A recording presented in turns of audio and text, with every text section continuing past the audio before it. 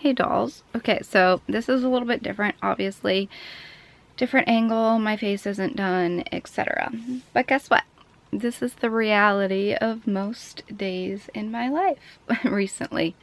I've been wanting to make a video about this for quite some time now, but I wasn't quite sure how to go about it or what to say, or I tried making bullet points to talk about, but I've tried to film this like 3 times and it's just become like a run-on, like long video that just was all over the place, and I didn't feel it was helpful at all, or informative at all for that matter.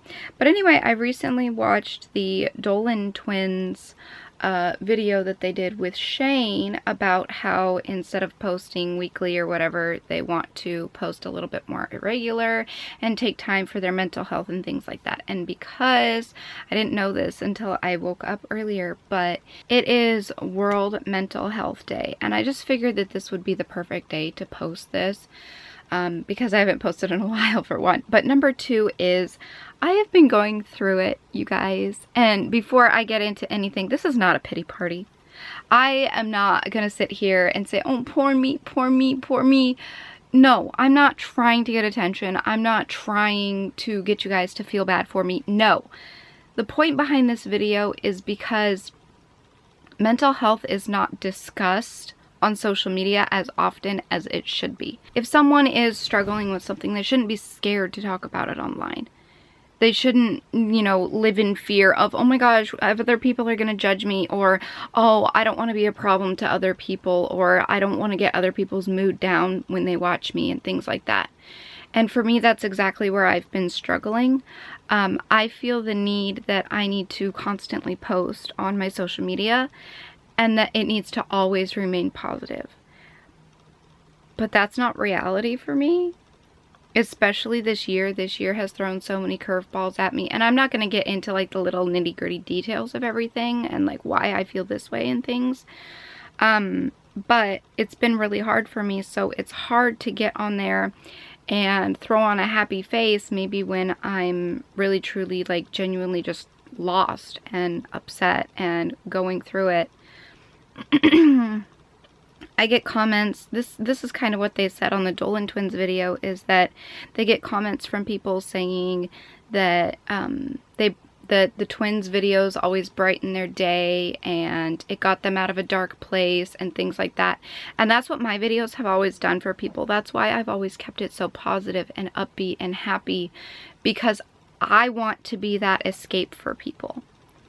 And I want to be the reason, not like selfishly, but I like being the reason that someone smiles if they've been having a hard day. I want to be that escape for someone.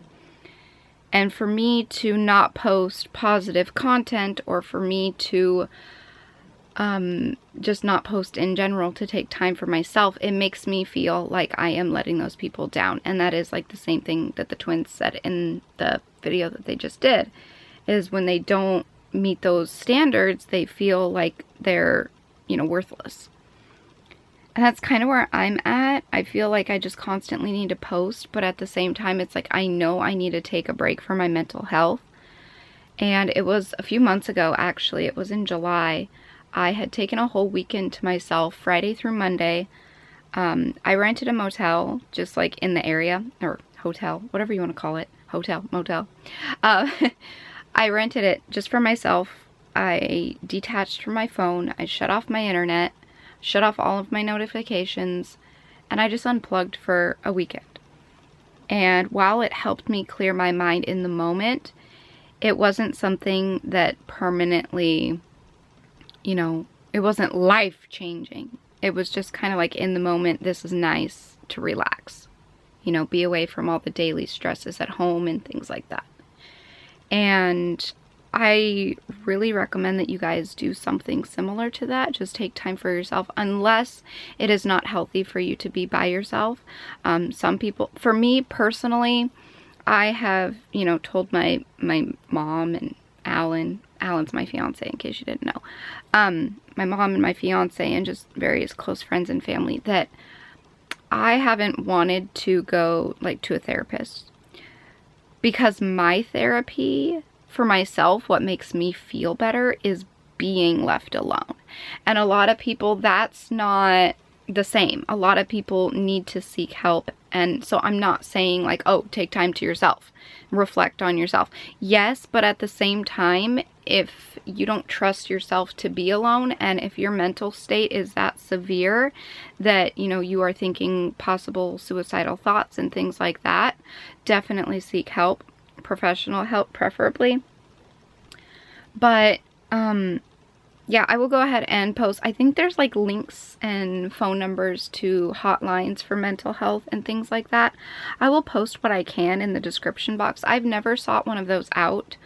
I've personally never had suicidal thoughts. I've just had, you know, depression. And usually I have seasonal depression where usually in the winters I just feel kind of, you know, under the weather and it's cold outside and I'm not getting my daily intake of sunlight and, you know, kind of just stuck inside. And while I am a homebody, I love being at home and I'm very antisocial, I still like to go out, you know, once in a while. And during the winter, I feel kind of stuck. And that's always taken a toll on me. And when my dad passed away when I was 12, that was during the winter.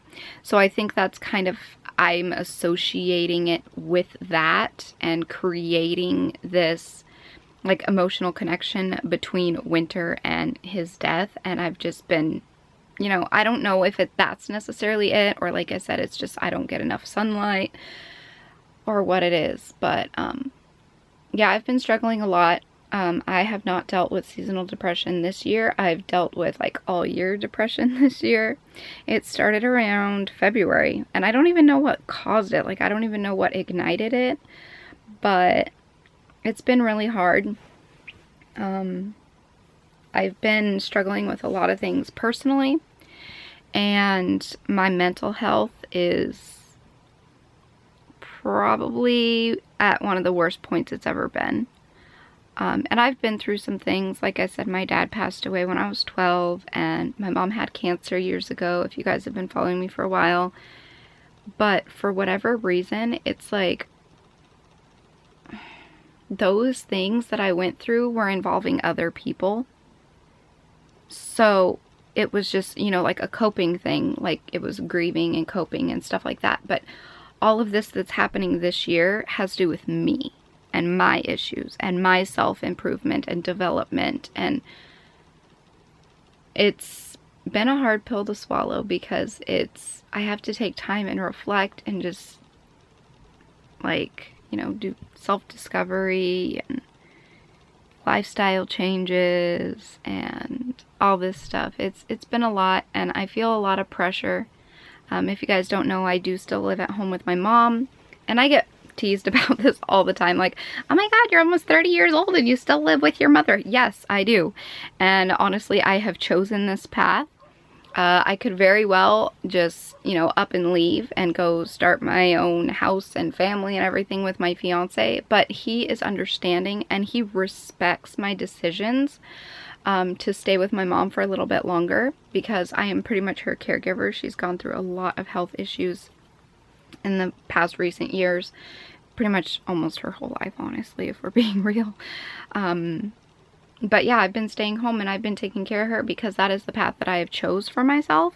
And at the same time, it's like I almost feel guilty if I were to try and leave. But that's my own fault. That's my own responsibility. I chose this.